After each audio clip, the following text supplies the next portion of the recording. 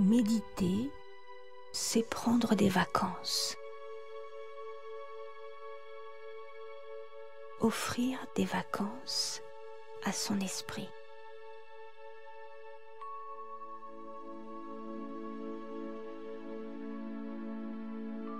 Dans la méditation, nous restons conscients et donc nous profitons, nous apprécions.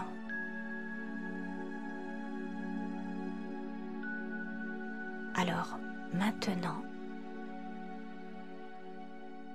nous allons consciemment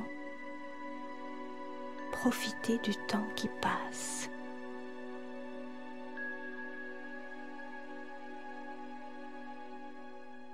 Consciemment, nous allons utiliser nos pensées pour faire des expériences.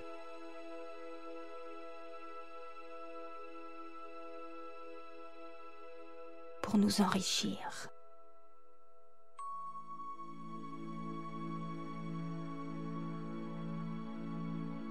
Par nos pensées, nous pouvons faire une expérience de paix intérieure.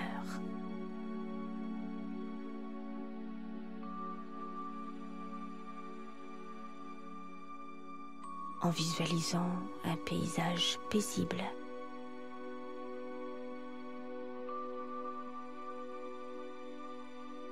Ou en recréant au plus profond de nous un espace de calme, immobile, silencieux, loin du monde qui nous entoure, souvent bruyant et agité.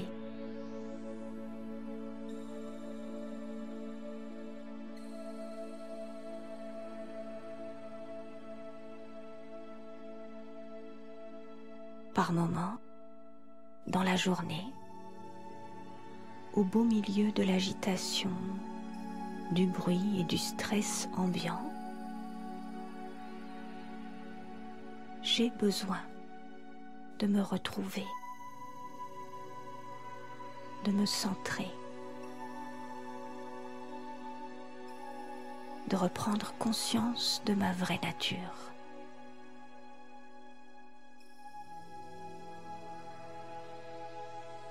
Qui suis-je? Un être spirituel avant tout.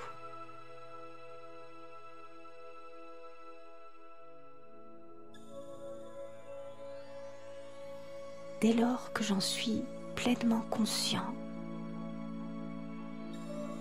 je suis stable, fort, inébranlable.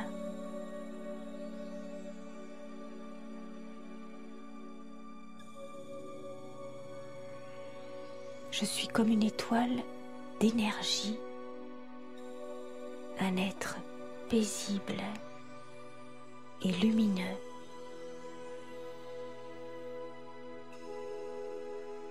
Qui peut apporter à tous ceux qu'il croise un peu de paix et de lumière.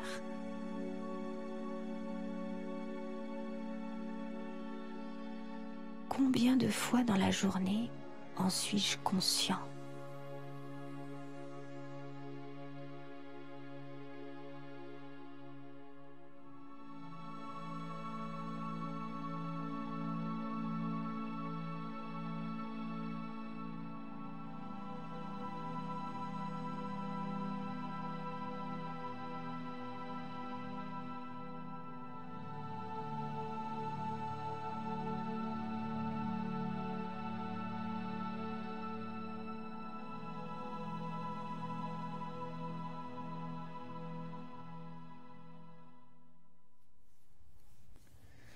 Alors, bonsoir tout le monde, bienvenue.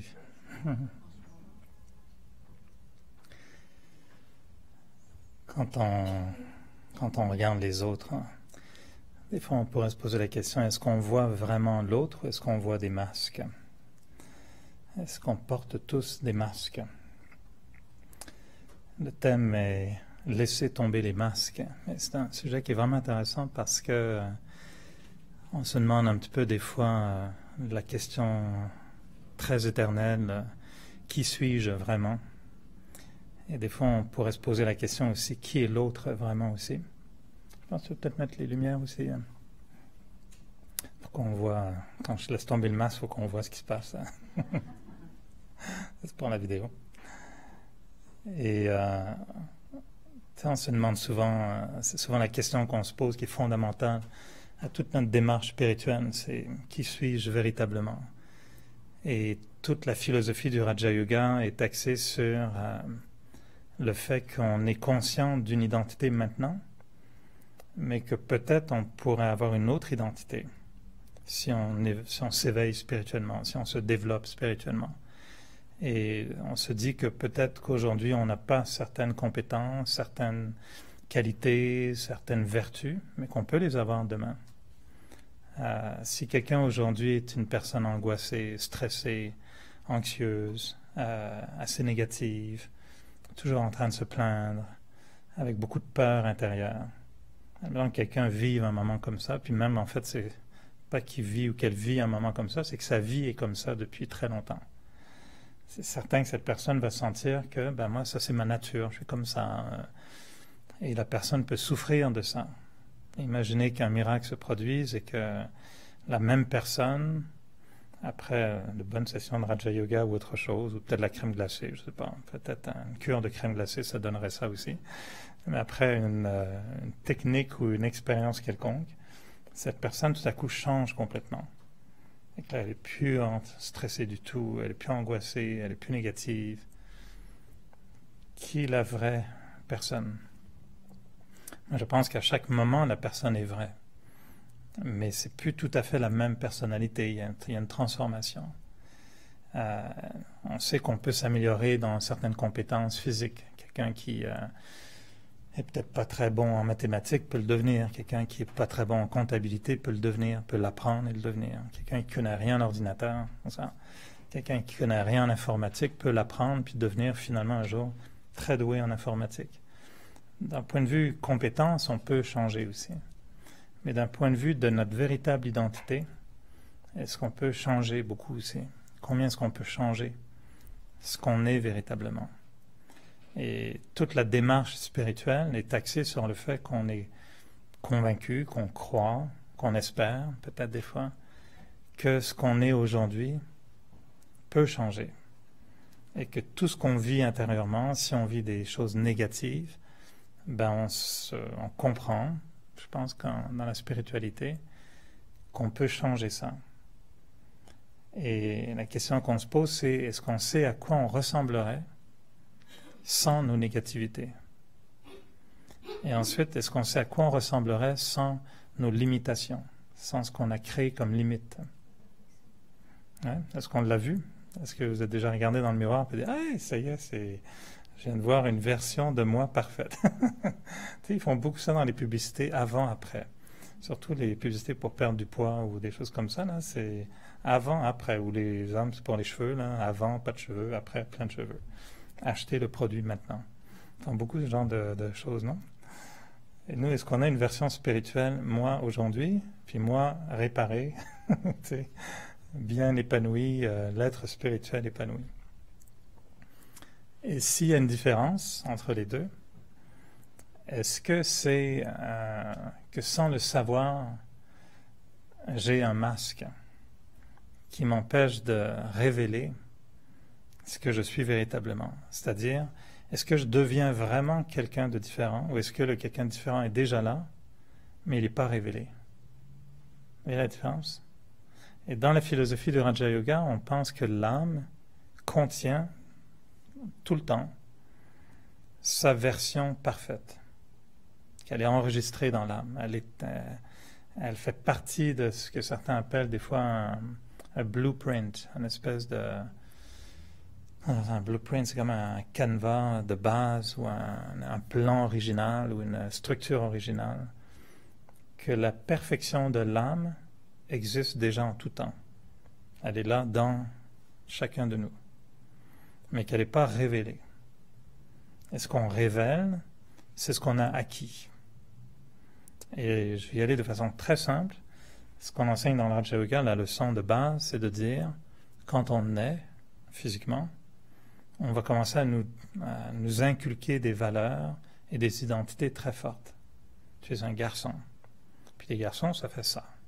Puis les garçons, ça se comporte comme ça. Puis un bon garçon fort, il fait ça. Toi, t'es une fille, les filles font ça. Puis les bonnes filles sont comme ça. Puis vous êtes aussi calé que moi là-dedans, selon les cultures et les religions, on définit même comment une fille, une femme doit être, comment un homme doit être. Non?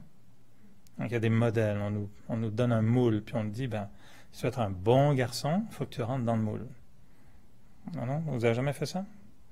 Si un garçon fait quelque chose, non, ça c'est les filles qui font ça, on ne fait pas ça là, hein? Tu veux pas être, hein? Et la fille, non, ça c'est pas très féminin, il ne faut pas faire ça.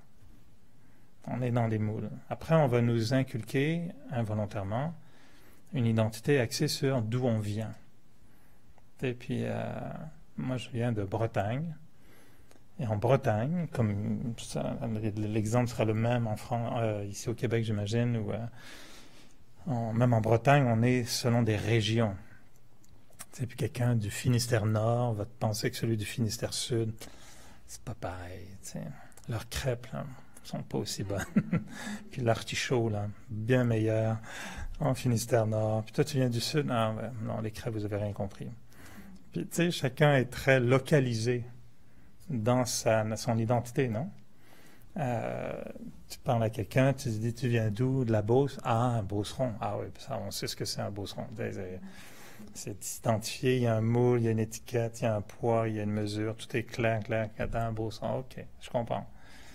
Puis on a développé ces identités. Et puis il y a les identités religieuses, après il y a les identités professionnelles. Et combien d'identités, à combien de choses on s'est identifié? Est-ce que ce ne sont pas ça, les masques qu'on nous a appris à porter? Ils ne sont pas nécessairement faux, parce qu'ils reflètent une réalité. Je peux bien dire que je ne suis pas breton, mais c'est pas vrai. En fait, non, mon corps est né en Bretagne, je viens de là. J'ai une identité québécoise, j'ai une identité bretonne, une identité française, des affinités indiennes. Ça se mélange après. On a toutes sortes de masques. Et les masques, c'est pas qu'ils sont mauvais, ils sont nécessaires. Si on joue un rôle dans une pièce de théâtre, si tu veux jouer le rôle de Louis XVI puis tu t'habilles en Napoléon, quelqu'un va dire, c'est bizarre, ça marche pas, t'as pas le bon costume, t'es pas bien habillé, tu joues pas le bon rôle, ou ça marche pas. Il y a un costume qui vient avec un rôle. Donc nous, on a développé dans toute notre vie un costume qui, voilà, ce qu'on est. Chacun vit dans son costume, puis on a développé ça. Et c'est notre identité. Mais c'est en fait une succession, une accumulation de masques qu'on porte. Et la spiritualité nous dit, OK, c'est important d'être conscient de ça, mais est-ce que tu sais qui habite derrière ces masques? Ou est-ce que tu es devenu tellement identifié à ces masques que tu crois vraiment être ce masque? Quelqu'un qui est tellement breton, qui finit par en vouloir à quelqu'un parce qu'il n'est pas breton, peut-être qu'on est devenu un peu trop breton à ce moment-là, non? Tu sais que... Hein? Il est trop, hein? Plus breton que d'autres. Des fois, ça devient compliqué, tu sais. On est tellement attaché à une identité qu'on finit par avoir un comportement négatif envers quelqu'un qui ne porte pas le même masque. Et je n'ai pas besoin de détailler, vous lisez les journaux comme moi, à peu près toutes les nouvelles sont basées là-dessus. Puis l'identité est devenue tellement puissante. Je suis, toutes les campagnes, c'est I am this, I am that. Les je suis, on est encore là-dedans aujourd'hui. Et ces identités deviennent tellement fortes qu'elles dirigent, elles moulent nos comportements. Et quand on est en conflit les uns avec les autres, souvent, c'est parce qu'en fait, ce qui est en conflit, ce sont nos identités. On est tellement attaché à nos identités que le moment où cette identité est menacée, on réagit. Et puis si on insulte les Bretons en disant « Ouais, mais les Bretons, on sait bien, peuple d'arriérés, tu sais. Hein? » Ça, on ne le prend pas parce que si je suis identifié à être breton, je ne vais pas aimer qu'on insulte les Bretons. On ne m'a pas insulté moi, on a insulté les Bretons. Je le prends personnel, comme on dit. Mais si je ne suis pas identifié à fait d'être breton, je peux penser ce que tu veux des Bretons, c'est pas grave. Je suis personnel. Est-ce qu'il y a d'autres Bretons dans la salle ce soir? Je veux vexer personne. Je me prenais juste sur moi. Alors, c'est un peu intéressant de voir que ces identités peuvent être perçues comme des masques. Pourquoi? Parce qu'en fait, elles voilent une identité autre qui est derrière. Le masque, en fait, qu'est-ce que c'est? C'est une identité apparente. Et ce qui est derrière le masque, ben, c'est le personnage sans son identité. Et la philosophie de Raja Yoga nous dit, par exemple, que tout ce qu'on fait ici sur Terre, c'est une grande pièce de théâtre. Et qu'on est tous venus en tant qu'âme, en tant qu'être spirituel, on est venus sur Terre, et qu'on joue un jeu, on joue nos rôles. Et que le fait d'être québécoise, bretonne, juif, chrétien, grand, petit, plombier, électricien, ce sont juste des rôles. Et que ce ne sont pas nos identités complètes. T'sais, même des fois, les gens meurent, puis quand ils meurent, on dit « Ah, c'était un très grand électricien, probablement le meilleur électricien au monde. » OK. Donc, c'est ça qu'on va mettre sur ta pierre tombale. Il a éclairé le monde. C'était le plus grand électricien du monde. Pas mal, c'est pas mal sur une... vient de quitter récemment celui que la France a appelé probablement un des plus grands chefs cuisiniers au monde. En disant, c'est pas mal comme masque quand même. Mais derrière ça, c'était qui vraiment? À part le fait qu'il savait bien cuisiner et qu'il avait bien appris aux autres comment cuisiner, mais c'était qui? Et on est à coup juste derrière un grand masque qui a pris toute la place.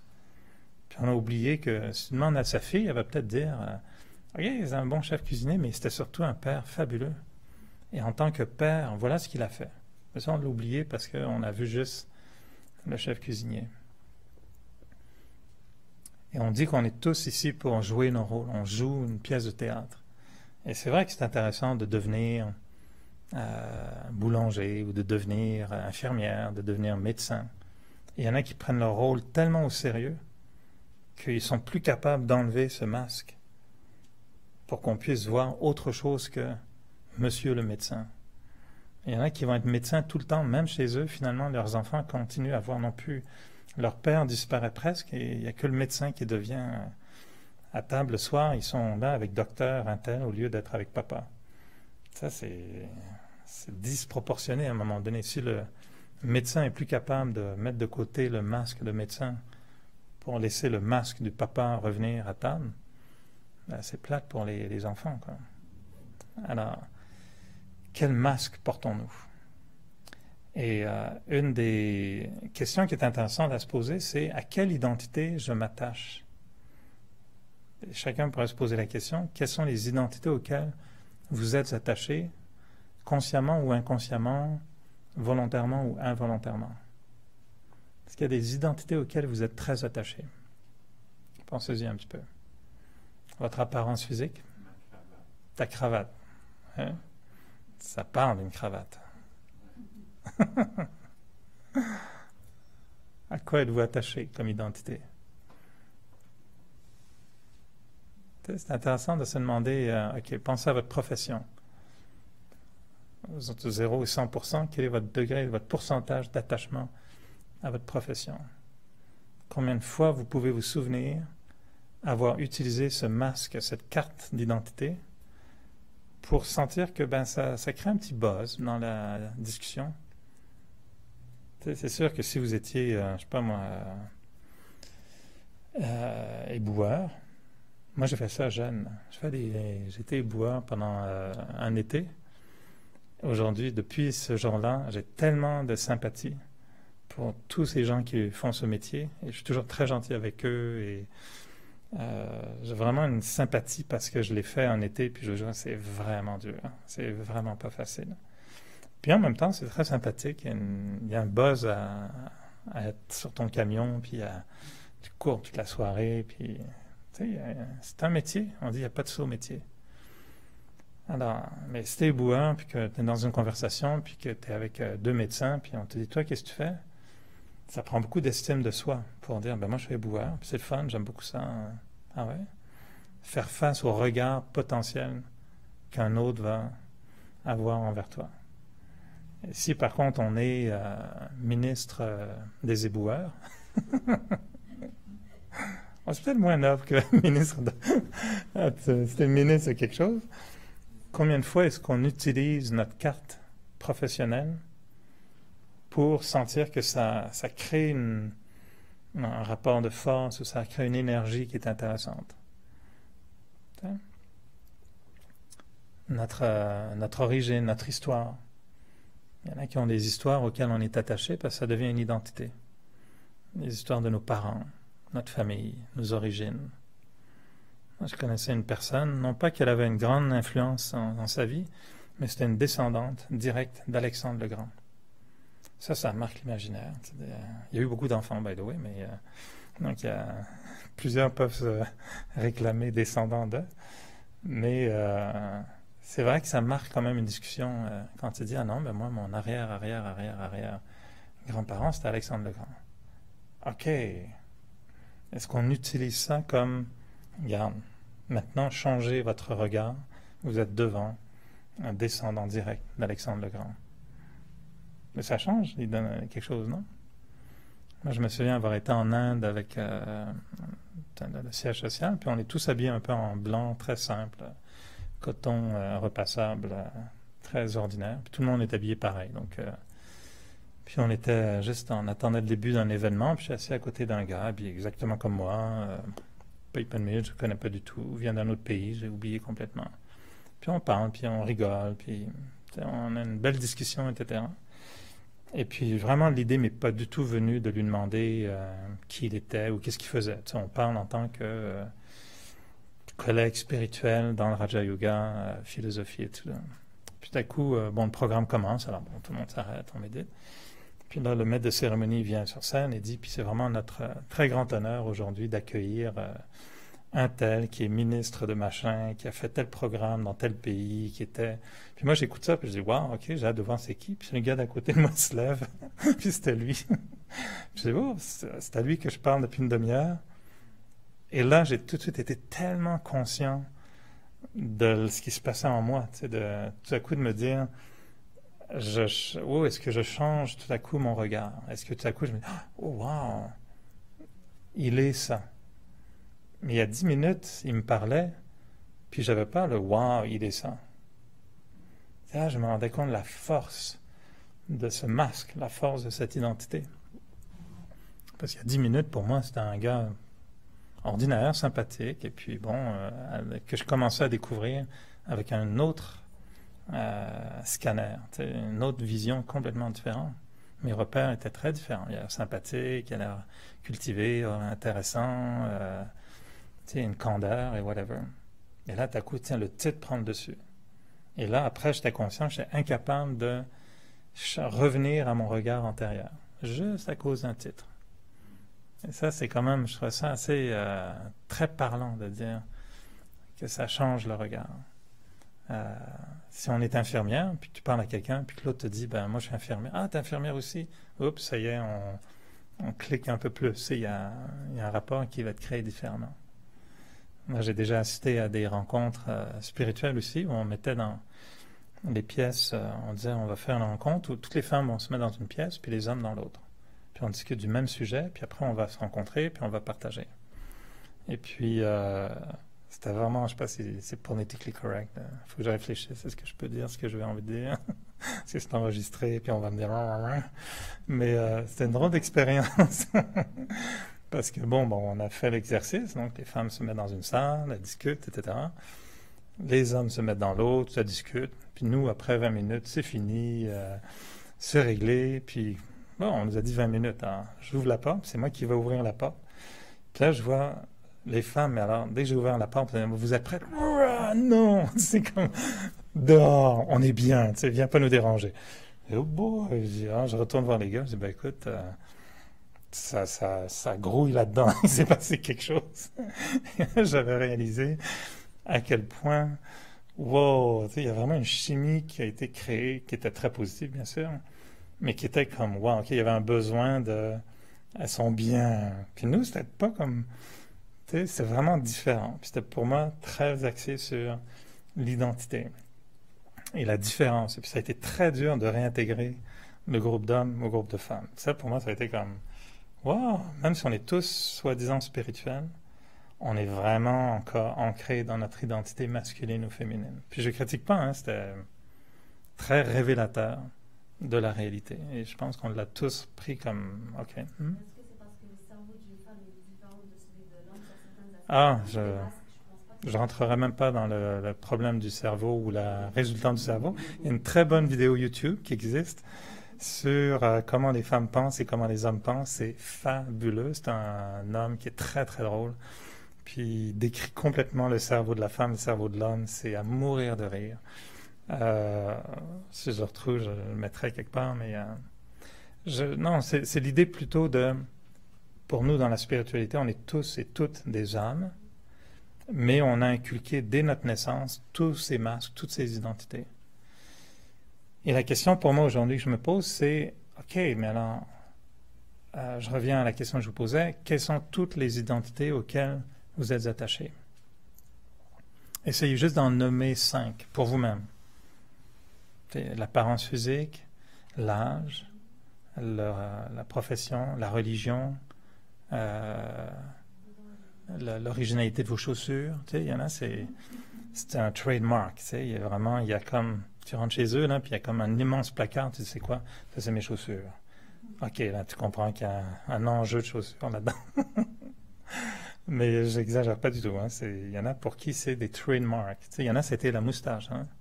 Salvador Dali ou certains pour qui faut pas aller la nuit couper leur moustache dans le sommeil. Pas une bonne idée. Ils vont pas être contents le matin parce qu'ils sont très attachés à l'identité. Puis ils ont gardé cette identité toute leur vie jusqu'à la mort. Puis sur leur pierre tombale, tout ce qu'on va retenir, il avait les plus belles moustaches au monde. Tu sais, puis ça va être ça. Alors on a une identité à laquelle on est attaché. Donc ce serait quoi vos 5 identités, 5 masques auxquels on est attaché? Et la question qu'on posera ensuite, c'est qu'est-ce que je deviens si j'enlève ces 5 identités? Qui suis-je si j'ai pas ça? Moi, j'ai une profession, puis c'est une profession dont, tu sais, qu'on défend. Je suis réalisateur télé. Ça, c'est une profession qui est très défendue. Puis il y a des syndicats, il y a une histoire, il y a une valorisation, il y a un prestige, tu sais, puis il y a un rôle qui est important. Tu es réalisateur. Je me dis, si demain, je suis plus réalisateur, je suis quoi? Il y en a qui ont beaucoup de mal d'être à la retraite. Ils vont garder leur titre professionnel même après la retraite. Et ils n'aiment pas dire qu'ils sont plus ceci. Tu sais, les ministres vont toujours dire ex-ministre. Ils vont garder leur ex là, jusqu'à la fin. Ils changent d'époux, ça, ils ne les gardent pas nécessairement. Après, malheureusement, ils sont... Les veufs, oui, vont dire peut-être j'ai été marié à un tel firme. Mais il y en a d'autres, on efface les ex, d'autres, sur les professions, on les garde. Tu sais. Alors, donc, si on n'est plus ces 5 identités ou ces 5 masques auxquels je suis attaché, qu'est-ce qui reste? À quoi je vais m'identifier? Quelles sont la réalité à laquelle je vais m'identifier? L'original, c'est ça.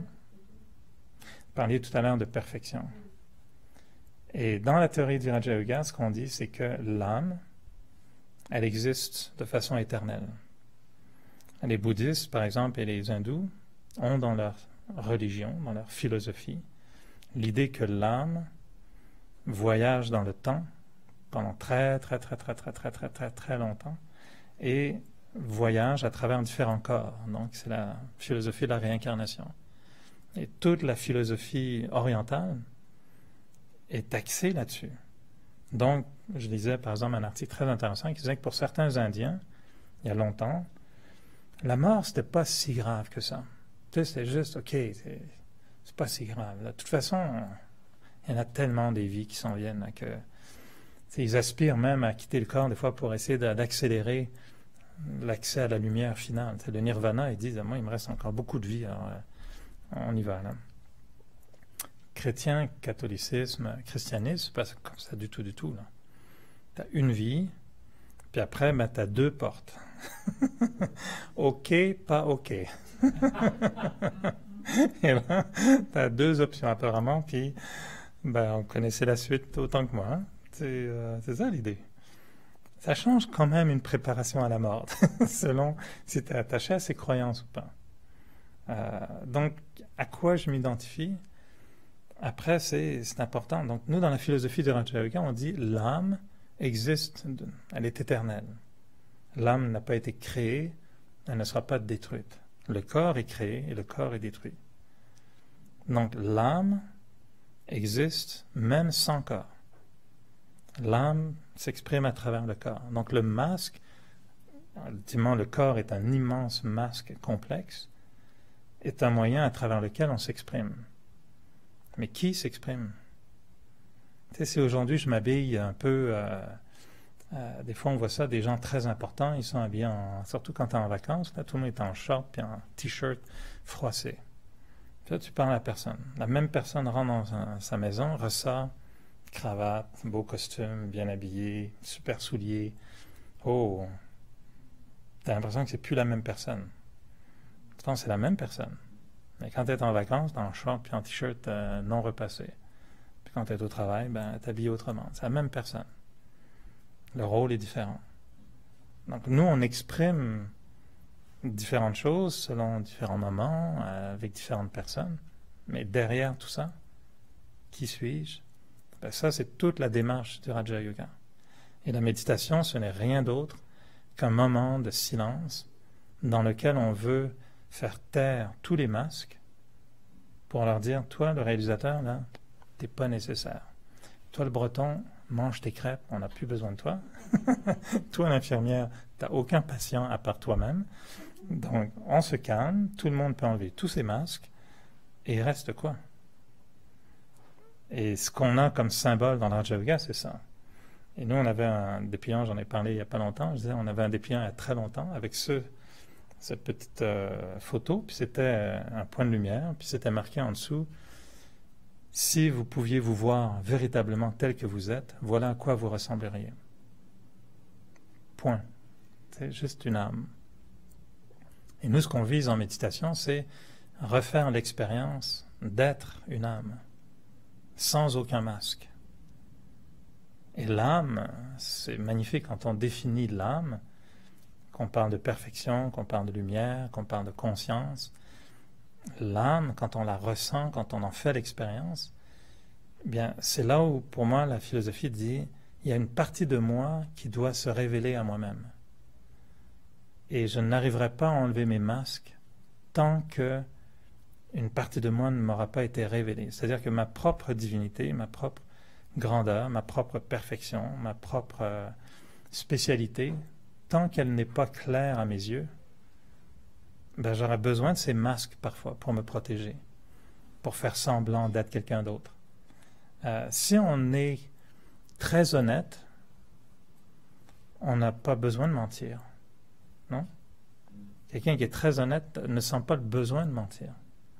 Pourquoi? Parce qu'il n'a pas peur de la vérité. Quelqu'un qui est malhonnête, et lui, pourquoi il est malhonnête? Parce qu'il a peur de la vérité. Il veut pas ou elle ne veut pas confronter la vérité. À cause du jugement, à cause du fait que je suis attaché à vouloir être parfait, mais si je dis la vérité, tout le monde va voir que je ne suis pas parfait. Non, je vais mentir. C'est un masque, le mensonge est un masque. Celui qui est malhonnête et qui dit la vérité. Il est courageux à ce moment-là. Il ose confronter, il ose changer, il est dans une phase de changement. Quelqu'un qui est malhonnête, qui dit la vérité, tout à son honneur. Il apprivoise l'honnêteté. Quelqu'un qui est en colère, c'est quoi? Quelqu'un qui est en colère est quelqu'un qui n'accepte pas une autre vérité que la sienne. Et la colère, c'est juste, tu mets le feu pour te protéger. Tu brûles ce qui vient te déranger. Il y a une mouche, elle nous suit depuis quelques jours, elle était là hier soir, c'est la même. Une mouche fait ce qu'une mouche doit faire. Le travail de la mouche, c'est très simple, c'est tu vas agacer tout le monde. J'ai vu, là, elle a agacé à peu près 5 ou 6 d'entre vous, elle se promène, elle est dans des cheveux. Puis, ça, c'est la job d'une mouche. Puis une bonne mouche, elle agace beaucoup, beaucoup, beaucoup. Une mouche qui n'est pas bonne, elle reste là, puis elle ne fait rien pendant 3 heures. Ça, c'est pas une bonne mouche. Ce serait bien mieux de se réincarner en chenille, ce serait beaucoup mieux. Mais une vraie mouche, là, ça bosse, ça t'énerve, ça rentre dans tes oreilles. Puis ça c'est une bonne mouche. Hein, ça, c'est son travail de mouche. Mais si elle m'énerve, je me mets en colère, je sors mon chalumeau, puis je te brûle la mouche. C'est pas gentil, ça. On est des gens qui sont gentils, qui font pas de mal à une mouche. Tu vois, elle m'a entendu? Elle est sur mon pied. Je parle de toi, excuse-moi. Ben oui, je parle de toi. Mais écoute, moi, je t'aime bien. T'es une bonne mouche, tu vois. Par contre, chatouiller. La mouche fait ce que la mouche doit faire. Et si je suis pas capable d'accepter l'identité de la mouche, ben il y a des tapettes à mouche, puis il y a des chalumeaux, puis je tue la mouche. C'est pas une bonne idée de tuer une mouche. Juste dire à la mouche, va embêter l'autre, ça sera beaucoup mieux. Alors la mouche fait ce que la mouche doit faire. Et moi, ma réaction, c'est ça qui m'appartient. Non, être en colère, c'est juste ne pas accepter la vérité d'un autre. Je me mets en colère. Mais est-ce que c'est ça mon identité? Un être colérique, pas capable d'accepter l'autre? Ou est-ce que c'est une réaction à l'autre? Alors la vraie identité, la perfection ou la lumière, la conscience, d'après moi, elle doit se révéler à nous. Parce qu'on n'a pas encore eu une vraie révélation de soi. Et il y a des aspects de nous qui n'ont pas été révélés. Et je pense que le jour où on voit un aspect de soi qui est tellement plus grand que ce qu'on est d'habitude, ben, on va lui rendre hommage à celui-là. Moi, honnêtement, la journée où je commence à me voir comme quelqu'un d'assez paisible, ben, j'apprécie le fait d'exprimer cet être paisible de plus en plus.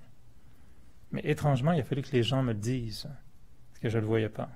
Parce que quand les gens m'ont dit des fois, oh, « T'es vraiment paisible. Hein? » Puis quand je vois que j'endors tout le monde quand je parle, là, je comprends que je suis vraiment paisible. C'est ça que je fais des blagues des fois juste pour vous garder réveillé, mais les gens m'ont dit « Ah, t'as une voix tellement agréable, je t'écoute le soir et je m'endors tout le temps. » C'est gentil. Au moins, ça sert à ça.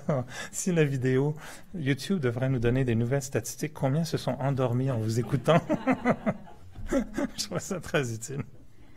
Espérant, je me dis au moins ça a servi à apaiser les gens. Mais les gens m'ont dit à un moment donné, t'es vraiment paisible, t'as une énergie paisible. Au travail, les gens me disent, ah, j'aime bien, près de toi, on est paisible. Et pourtant, moi, des fois, je me sens plutôt stressé, pas si paisible que ça. Et là, après, je me suis rendu compte qu'en acceptant de me regarder plus de l'extérieur, j'ai commencé à me voir. Et c'est pas facile comme travail, mais j'ai commencé à voir, en effet, l'énergie que on peut dire que c'est assez paisible comme énergie. Et plus je vois cet être de paix qui est en moi, que je suis, ben plus j'arrive à le laisser jouer son rôle. Et j'arrive à prendre le temps. Ce matin, je le vivais encore. Je me demandais si c'était juste en train de vieillir, d'ailleurs. C'était ma seule crainte, là, je me dis, parce que je marchais très lentement. Puis je me dis, quoi, es-tu juste en train de devenir vieux? Ou au contraire, es-tu juste en train d'apprécier un moment très paisible en marchant de la voiture à mon bureau? Et je me suis convaincu que non, je ne suis pas en train de devenir vieux, là, je peux courir très très bien d'ailleurs, mais c'était juste que j'étais en train de... Je n'avais pas de masque qui est le professionnel qui est pressé, qui est que c'est important de performer. Non, il n'y avait aucun masque professionnel d'apparence, qu'est-ce que les autres vont penser. Non. On s'était détaché, j'étais juste comme l'expression d'une paix profonde, puis je marchais très lentement, puis j'aimais beaucoup ça. Et je me disais, tiens, c'est bon. Et là, je pense que cette expression de la paix, à ce moment-là, quand je joue au tennis, c'est plus la même réalité qui est exprimée, mais à ce moment-là, je me disais, ça c'est authentique. Et c'est peut-être l'aspect plus profond du soi qui est révélé à ce moment-là. Il n'y a pas de masque à jouer. Je ne joue pas mon rôle professionnel, identitaire, à aucun niveau. Tout à coup, je suis moi-même.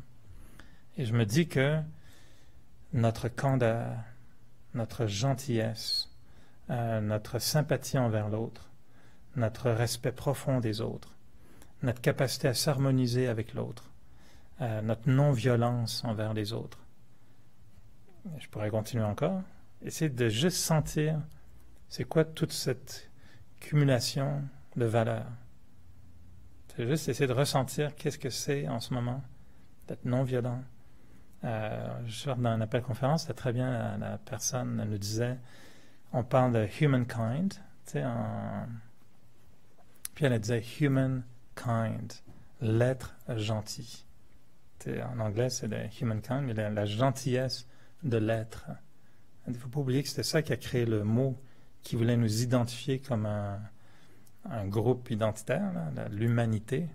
En anglais, c'est l'humanité, mais ce serait comme si c'était l'humain amitié combiné, c'est l'amitié de l'homme.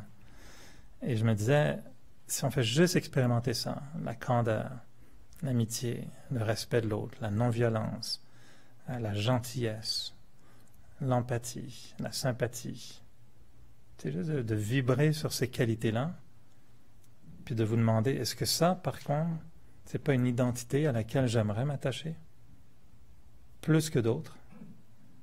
Et si oui, est-ce qu'on est plus près de notre vraie identité qu'en s'identifiant à « je suis infirmière », puis en plus je suis bretonne, donc deux fois meilleure qu'une autre. Et en plus je sais faire les crêpes, alors ça c'est ma spécialité, donc donc ça peut devenir, c'est quoi l'identité la plus intéressante? Et de comprendre que l'identité spirituelle est la plus profonde, puis peut-être la plus vraie, mais la plus révélatrice de qui nous sommes. Parce qu'au-delà de notre profession, de notre religion, de notre genre, de notre âge, de notre poids, de notre apparence, derrière tout ça, je suis qui, moi? Qu'est-ce qui me définit vraiment comme être? Et ultimement, ce qui me définit, ce sont mes valeurs, non? Est-ce qu'on est plus défini par nos valeurs ou par notre titre professionnel? Ultimement, ce sera nos valeurs. On peut être le plus grand médecin au monde, mais si en étant le plus grand médecin au monde, on est un tueur en série en cachette, voilà. Hein? C'est sûr qu'il y en a que ça arrive. Tu découvres qu'un grand médecin ou un grand, un grand esthéticien américain, je pense, est recherché en ce moment, ou je ne sais plus, dans le grec ou dans un autre pays. Non, pas lui, non, un autre, un autre médecin qui voulait réparer les foufounes de plein de gens, et puis en fait, il a tué des gens en faisant des procédures malhonnêtes. Excusez-moi, vous aviez une réflexion? Oui, je me demandais juste, les compétences, on les apprend, oui, on apprend à être métier, ça s'apprend à métier, mais qu'est-ce que vous faites des gens qui ont des talents innés? Ça fait partie. Ceux qui ont des talents innés, qui ont des... Ouais. Mais ça devient une identité qui est là. La question était à savoir, est-ce que je m'attache à cette identité ou pas? Parce que quelqu'un qui est un grand artiste, un grand peintre, un grand pianiste, c'est bien, c'est un talent inné, comme vous dites, c'est une spécialité, c'est une compétence. C'est pas quelque chose, comme je disais au début, ce sont tous des masques qui sont vrais. Il n'y a rien de mal dans le masque. La question, c'est est-ce que je me limite à cause du masque? Est-ce que je m'attache à cette identité au point de vivre en fonction de cette identité? Et c'est là où on dit en spiritualité, il faut faire attention parce que ces masques sont limités. Et oui, tous ces masques sont intéressants et sont vrais, mais, quand je reviens à l'idée, la méditation, c'est de se dire, si j'enlève tous ces masques, qui reste-t-il derrière? Et moi, je dirais à quelqu'un qui a un talent inné, qui est un grand peintre, qui a un talent incontournable, est-ce qu'il est capable de s'asseoir en silence puis d'oublier qu'il est peintre? puis de se souvenir qu'il est une âme avant tout. Et qu'en tant qu'âme, il vaut quoi comme âme? Est-ce qu'il sait peindre aussi sur l'esprit de son mental, des peintures spirituelles avec la... Est-ce qu'il voit la beauté chez l'autre ou est-ce qu'il voit tous les gens comme des imbéciles et qui va se réfugier dans sa peinture juste pour exprimer quelque chose? Ah, ben selon les bouddhistes, oui. Selon les bouddhistes et les hindous, tous tes talents, tu les gardes avec toi puis tu les emportes dans ta vie future. Ce qui explique souvent qu'un petit gamin, une petite gamine, des fois de 2-3 ans, voit un piano puis se met à jouer puis tu dis « Ah, moi je connais tout ça, moi. » Ben oui, elle est morte en jouant du piano il y a à peine quelques mois, quoi. Tu sais, quand on voit un bébé, c'est bien, tu peux dire c'est un bébé, mais tu peux te demander, toi, il y a 1 an, t'étais qui exactement? Si t'es bouddhiste, tu vois pas la vie de la même façon. Tu sais, pour les bouddhistes ou les hindous, chaque petit bébé ou chaque petit être est la réincarnation de quelqu'un. Les bouddhistes cherchent les réincarnations de leurs lamas. Pas les animaux, là, mais les grands maîtres lamas, le Dalai Lama et tout ça. Les lamas, ils sont reconnus comme ça, ils vont revenir et ils ont des spécialistes chez les bouddhistes qui sont chargés d'aller scruter surtout la région orientale, mais partout à travers le monde, ils sont à la recherche des lamas qui ont quitté. Puis ils ont des techniques pour les retrouver. Mais la question est donc de se demander, et je reviens à ce tout petit exercice que je vous suggère de faire cette semaine, trouver 5 identités auxquelles vous êtes quand même. Avouez-le, puis ça n'a rien de mal. Hein? Mais essayez de vous avouer à vous-même quelles sont les 5 identités auxquelles vous êtes attachés. Et ensuite, essayez de faire un exercice de méditation, de vous dire, si je ne suis pas ça, qu'est-ce qui reste à quoi j'aimerais m'identifier? Et surtout, profondément en moi, qu'est-ce que j'aimerais, ma meilleure version de moi-même, est-ce que j'aimerais la voir, à quoi je ressemble quand je suis dans un état révélé, dans un état donc épanoui, où je suis à mon meilleur. À quoi je ressemble? Moi, l'âme pleinement épanouie. Tu sais, tu regardes un bourgeon, puis je terminerai là-dessus. Tu peux regarder quelqu'un, peut te montrer un bourgeon, dire, puis c'est beau, hein? Tu dis, ben, c'est quoi? C'est une rose, c'est un... Tant que c'est un bourgeon, tu sais pas, quelle sera la couleur, le parfum, la forme. Tu n'as aucune idée, c'est juste un bourgeon. Mais toute la fleur, toute sa beauté, son parfum est déjà à l'intérieur, c'est déjà programmé. Et nous, on dit que l'âme, c'est pareil, c'est un gros bourgeon, un petit bourgeon, et tout est là. Est-ce qu'on lui a donné la chance de s'épanouir? Et ça, c'est le travail de la spiritualité. C'est ça qu'on veut faire dans notre cheminement spirituel. De se dire que tous les masques, ce sont des apparences, mais au fond, il y a ce bourgeon qui ne demande qu'à éclore. Il faut lui donner la chance de le faire. Et ça veut dire qu'on s'assoit dans le silence, on enlève les masques, puis pendant un moment, pour un instant, j'ai oublié mon nom. Pour un instant, j'ai oublié ma raison, comment il dit là? Pour un instant, j'ai oublié mon nom. Harmonium qui chantait ça. Hein? Tu sais, Breton, il connaît, hein, ils sont québécois. Hein? Pas manger avec des crêpes, hein, ils ont mangé des pancakes aussi. C'est très joli, ça. Pour un instant, j'ai oublié mon nom. Alors, on réfléchit à ça quelque temps. Vous avez des réflexions? Ça vous interpelle un petit peu ou ça vous endort surtout? Il faut réfléchir parce que c'est la plus grande question. Qui suis-je? C'est ça la grande question de notre vie, c'est se connaître, se reconnaître, faire l'expérience de ce que nous sommes. Et moi, je pense que si chacun d'entre nous avait ce miroir magique qui vous montre votre forme parfaite, en vous disant, vous savez, que si on vous enlève tous vos masques, ben regarde, vous êtes une personne exceptionnelle. Non, c'est ça, on est tous complètement différents, tous uniques, mais il faut que ça soit révélé à nous. Et si on avait ce miroir qui nous révèle notre véritable identité, profonde, spirituelle, on serait extrêmement séduit par ça. On dirait, wow, je ne savais pas que je pouvais être comme ça. Alors, on peut réfléchir à ça quelques instants et essayer de laisser tomber tous nos masques. Mais je ne les laisserai pas tomber, je ferai juste les ranger bien délicatement, parce que je sais que je vais devoir m'en servir après pour retourner travailler.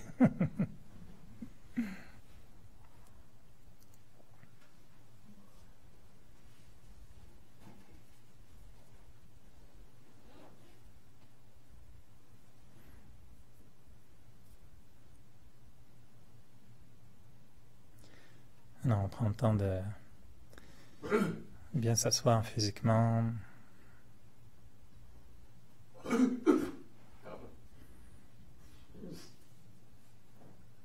Mettre le corps dans une posture qui est confortable, où on sent que le corps est alerte.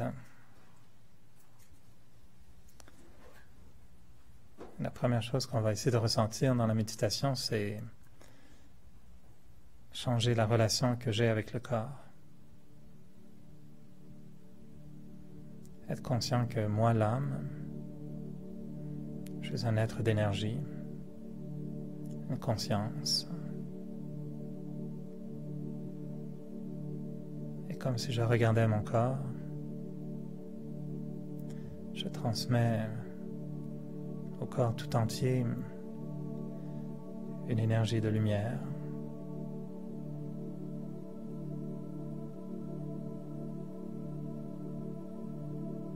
Je visualise à partir du centre du front une lumière très douce, très tendre, qui se propage à travers le corps tout entier.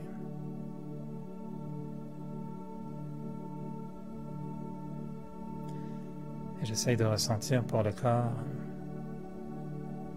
un sentiment de gratitude.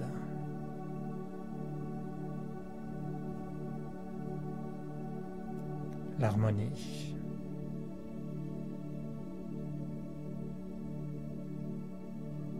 Comme si c'était un partenariat, l'âme et le corps.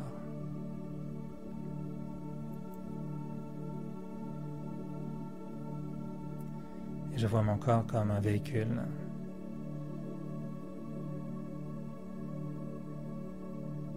Comme un grand costume. Je porte ce corps tous les jours.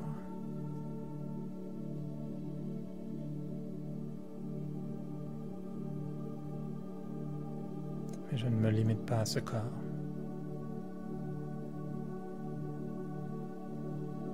C'est une partie de moi, mais ce n'est pas moi.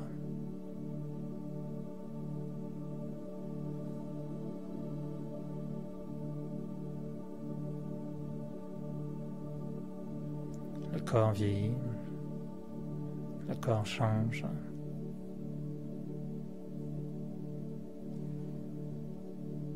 Mais moi, l'âme, j'évolue différemment.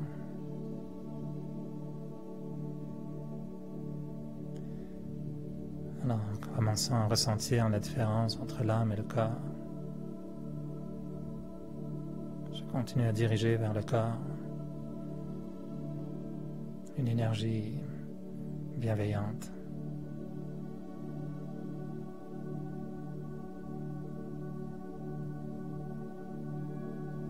Et tout en étant conscient de la grandeur du corps, la puissance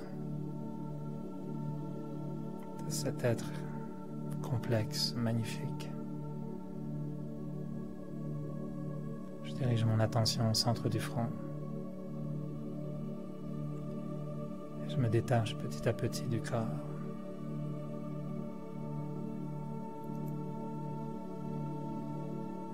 Comme si j'allais au-delà du corps.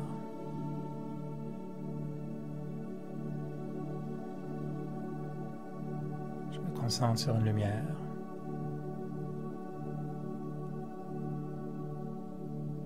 Toute petite lumière pure.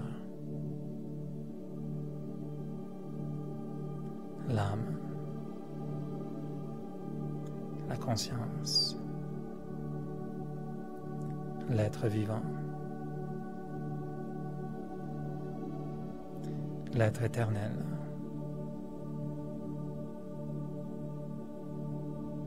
Je suis une âme. Et je suis dans mon corps.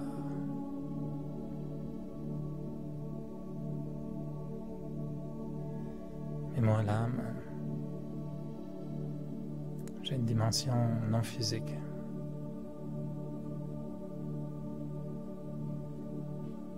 Je pense, je ressens.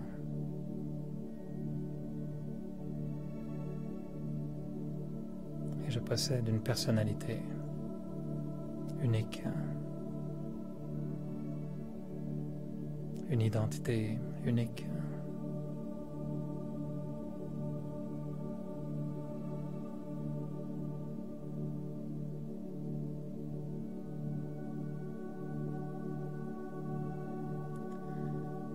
Et c'est quand j'entre dans ce silence de l'âme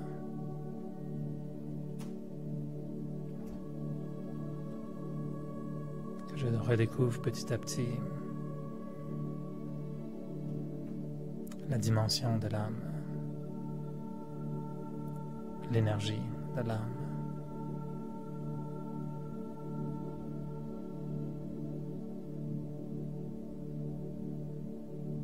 Une dimension de lumière,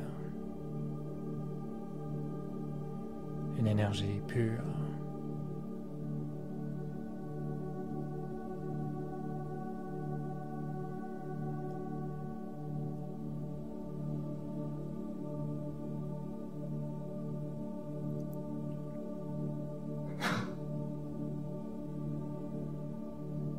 Je me rends compte que mes pensées sont de plus en plus lentes.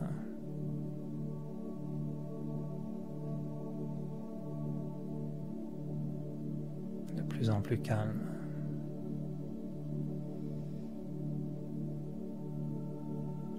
De plus en plus simples.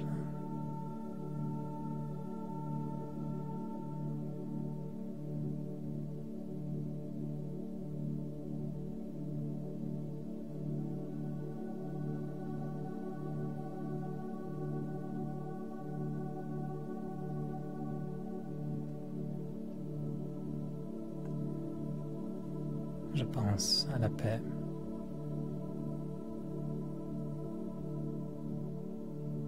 Et surtout, je commence à ressentir la paix.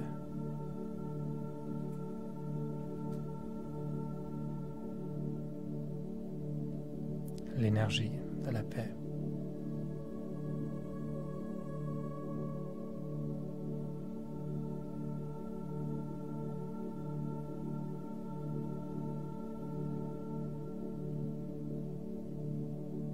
Comme si l'âme tout entière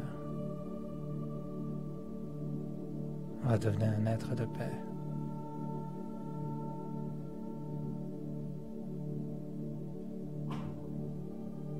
J'émane la paix.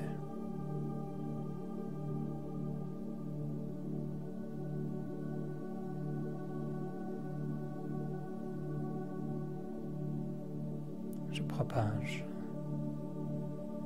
des rayons de paix.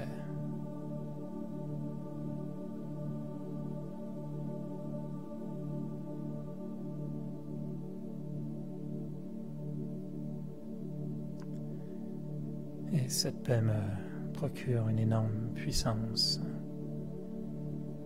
une force intérieure.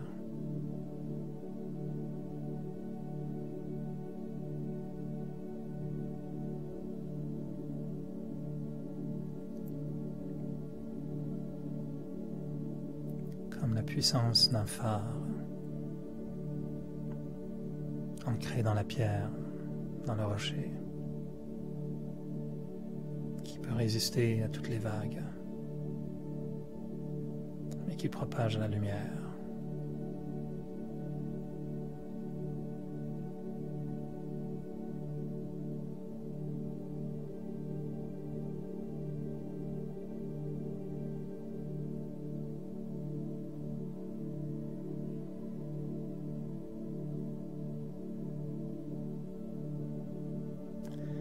Je sais que le monde a besoin de paix. Ma famille, mes amis, et le monde en général. Alors je propage la paix comme un phare.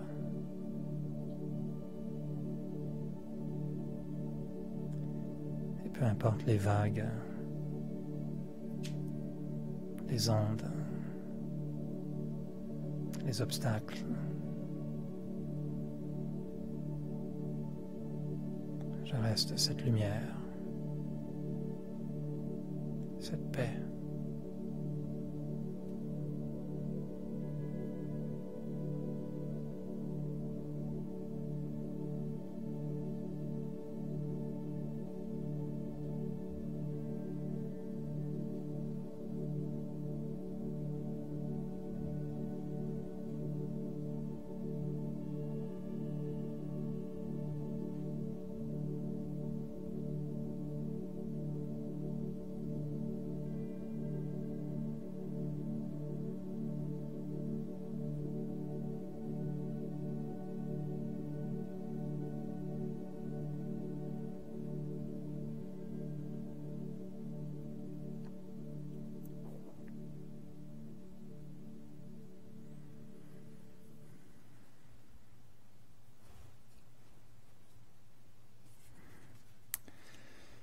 Non, je ne sais pas si c'est la Bretagne qui a fait apparaître ce phare à la fin, mais il y a des phares en Bretagne. Juste pour ceux qui sont en ligne aussi, qu'on salue tout le temps, et s'il y en a parmi vous qui sont intéressés, il y a des cours qui continuent.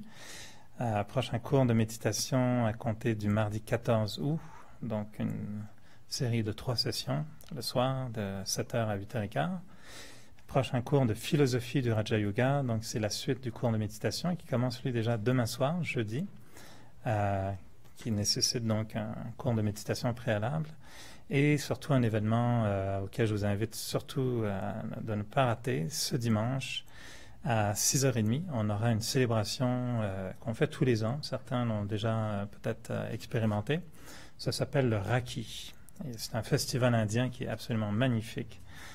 Empli d'une profonde signification. Vraiment, c'est un des plus spirituels de tous les festivals qu'on célèbre ici à l'Émergence.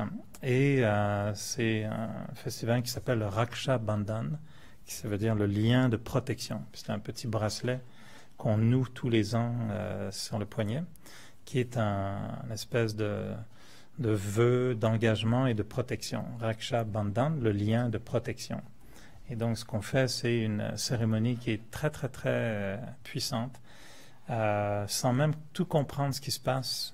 Beaucoup de gens ont des expériences très fortes. Et c'est une soirée très méditative qui est assez longue, donc de 6h30 probablement jusqu'à 9h.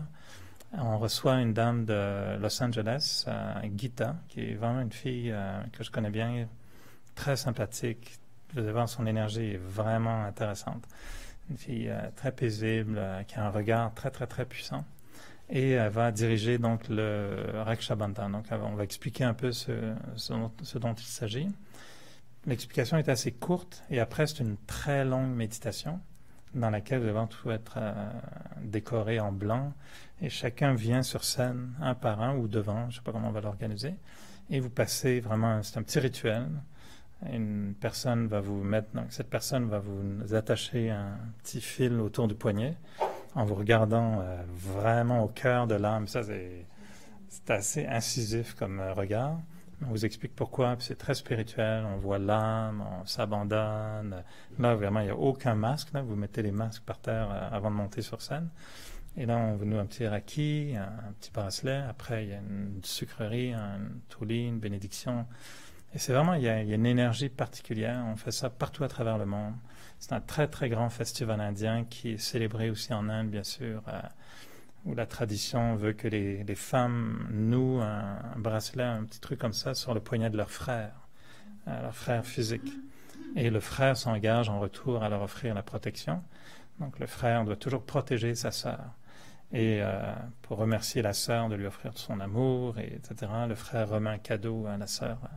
Donc c'est une tradition très, très tendre qui est célébrée partout en Inde, mais souvent dont on a un peu oublié le sens spirituel, qui n'est pas une célébration entre la sœur et le frère seulement, mais qui est en fait une célébration entre l'âme et l'âme suprême. Et c'est l'âme qui s'engage à être dans ce lien d'amour avec Dieu, avec l'âme suprême, et en retour, Dieu donne toujours sa protection. On dit, tant que tu es dans mon cœur, tu seras protégé. C'est un peu ça l'image du Raki.